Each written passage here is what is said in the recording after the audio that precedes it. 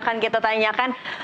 Pak Wahyudi, ini co-firing juga erat kaitannya dengan biomasa, karena biomasa adalah bahannya yang akan digunakan untuk proses dari co-firing.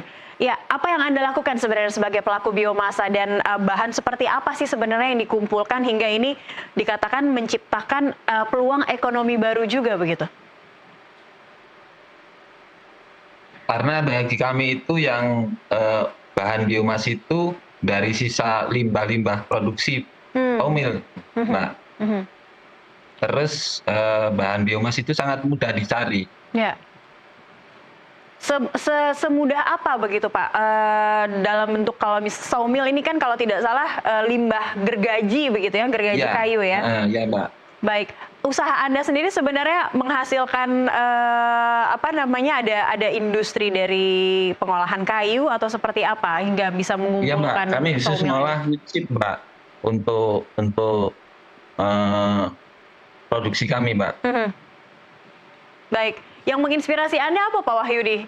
Sampai atau ini mungkin tidak sengaja menemukan cara ini, atau memang sudah sosialisasinya juga sudah diketahui gitu sebenarnya?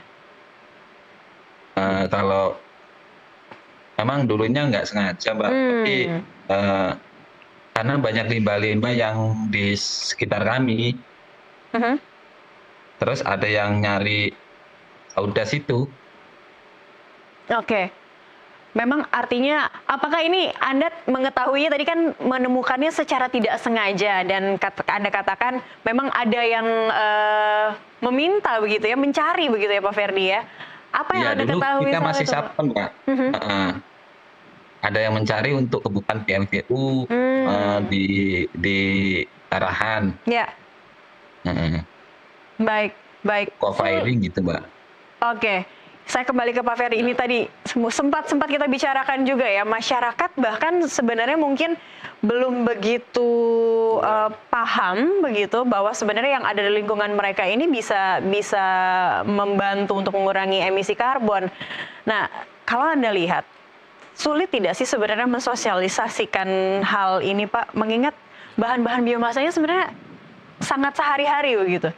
Sebenarnya sosialisasinya nggak sulit, hanya memang harus dilakukan masif ya. Harus dilakukan masif kalau benar-benar biomasa ini akan memompa pertumbuhan ekonomi baru di daerah. Lalu biomasa ini penting untuk bisa mencampurkan batu bara gitu loh, karena dia akan menurunkan emisi.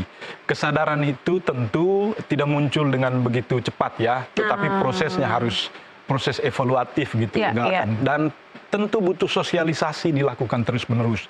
Dan ini pekerjaan yang sangat besar, bukan hanya dari teman-teman media saja, tetapi dari berbagai lapis kalangan stakeholder, termasuk pemerintah. Dan yang paling penting adalah, kalau ini memang biomasa ini dari tumbuh-tumbuhan, sisa limbah dan segala macamnya, ini penting untuk pembangunan kelistrikan ke depan, harus sudah ada kesadaran di level elit politis untuk membuat bagaimana kebijakan ini bisa disinkronkan dengan undang-undang. Nah, kebetulan ini ada RUU energi baru terbarukan yang belum disahkan oleh DPR RI.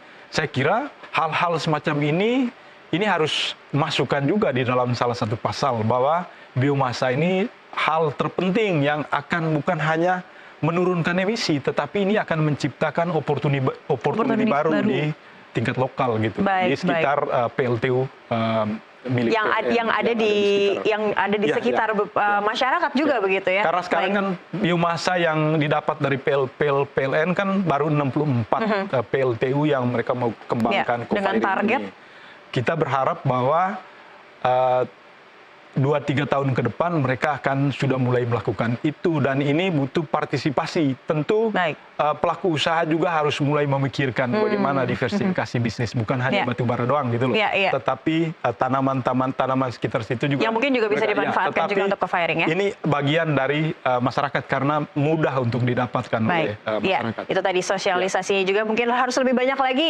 sosok seperti Pak Wahyudi dengan usahanya.